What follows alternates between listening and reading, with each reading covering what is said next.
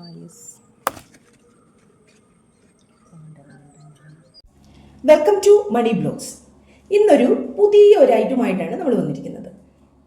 ഇത് നോനിപ്പഴം, ഒരു ഹെൽത്തി ഫ്രൂട്ടാണ്. ഇത് വെച്ച് നമുക്ക് എങ്ങനെയാണ് അടിപൊളി ജ്യൂസ് ഉണ്ടാക്കാമെന്ന് നോക്കാം. തൈറോയിഡ്, ക്യാൻസർ എന്നീ രോഗത്തിന് നല്ലൊരു ഹെൽത്തി ആയിട്ടുള്ള ഒരു ഡ്രിങ്കാണ്. നമുക്കൊന്ന് പരീക്ഷിക്കാം. ഇത് നമ്മൾ പച്ച നോനിപ്പഴം, ഇത് പഴുത്തത്. ഈ പഴുത്തത് നമുക്ക് നന്നായിട്ട് ഞെരടി ഇതിനകത്ത് ജ്യൂസ് എടുക്കാം. ഇത് നമുക്ക് നല്ലതായിട്ട് കൈ കൊണ്ട് ഞെരടി ഇതിനകത്ത് ജ്യൂസ് എടുക്കാം. നല്ലതായിട്ട് കൈ കൊണ്ട് ഞെരടി ഇതിനകത്ത് നമ്മൾ സ്വല്പം വെള്ളം ഒഴിച്ച് നല്ലതായിട്ട് ഞെരടി എടുക്കാം. ഞങ്ങൾ ഡൽഹി വെച്ച് ഒരു ഹോസ്പിറ്റലിൽ പോയപ്പോൾ ഒരു ഫ്രണ്ടിൻ്റെ കയ്യിൽ ഇതുപോലെ നോനിപ്പഴത്തിൻ്റെ ഒരു സിറപ്പ് ഇരിക്കുന്നു. അപ്പോൾ ഞാൻ ചോദിച്ചു, ഇത് എവിടെ നിന്നാണെന്ന് പറഞ്ഞു. ഹോസ്പിറ്റലിൽ ഡോക്ടർ കുറിച്ച് തന്നതാണ്. എന്തിനാണെന്ന് ചോദിച്ചു. പറഞ്ഞു കൊളസ്ട്രോൾ കൺട്രോളിനാണെന്ന് പറഞ്ഞു. അതിൻ്റെ വില നോക്കിയപ്പോൾ 750 രൂപ. 750 രൂപ ഞാനങ്ങ് അന്തിച്ചു പോയി. നമ്മുടെ വീട്ടിൽ വെറുതെ നമ്മളെടുത്ത് കളയുവാണിത്. പിന്നെ ഇതിൻ്റെ ഒരു സ്മെല്ലെന്ന് പറഞ്ഞാൽ നമ്മൾ ജീവനും കൊണ്ട് അങ്ങ് അമേരിക്കയ്ക്ക് ഓടിപ്പോകും ഇതിൻ്റെ സ്മെല്ല്. പക്ഷേ ഇതിൻ്റെ ഗുണമെന്ന് പറഞ്ഞാൽ അടിപൊളി ഗുണമാണ്.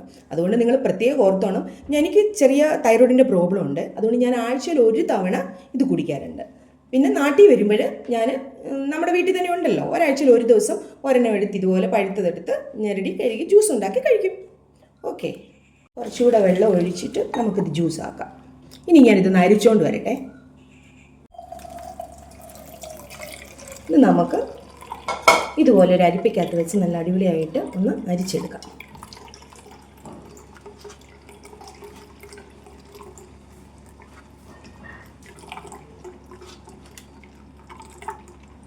ഇനി നമുക്കൊരു ഗ്ലാസ് എടുത്ത് ഈ ജ്യൂസ് ഇതിനകത്തോട്ട് ഒഴിക്കാം. ഒഴിച്ച ശേഷം നമുക്ക് ഒരു സ്പൂൺ, ഇതിൻ്റെ ഭയങ്കര സ്മെല്ലാണ് ഇതിന്, അതുകൊണ്ടാണ് ഒരു സ്പൂണ്. എന്നിട്ട് ഇളക്കിയ ശേഷം നമുക്ക് അടിപൊളിയായിട്ട് കുടിക്കാം. കിഡ്നി സംബന്ധമായ പ്രോബ്ലം ഉള്ളവർ ഒരിക്കലും ഇത് ഉപയോഗിക്കരുതെന്നാണ് പറയുന്നത്. ഞാനിനി ഇതൊന്ന് കുടിച്ചു നോക്കാവേ. നിങ്ങളിതൊന്ന് ട്രൈ ചെയ്ത് നോക്കണം. എൻ്റെ ചാനൽ സബ്സ്ക്രൈബ് ചെയ്യണം, ഷെയർ ചെയ്യണം, ലൈക്ക് ചെയ്യണം. Okay, by.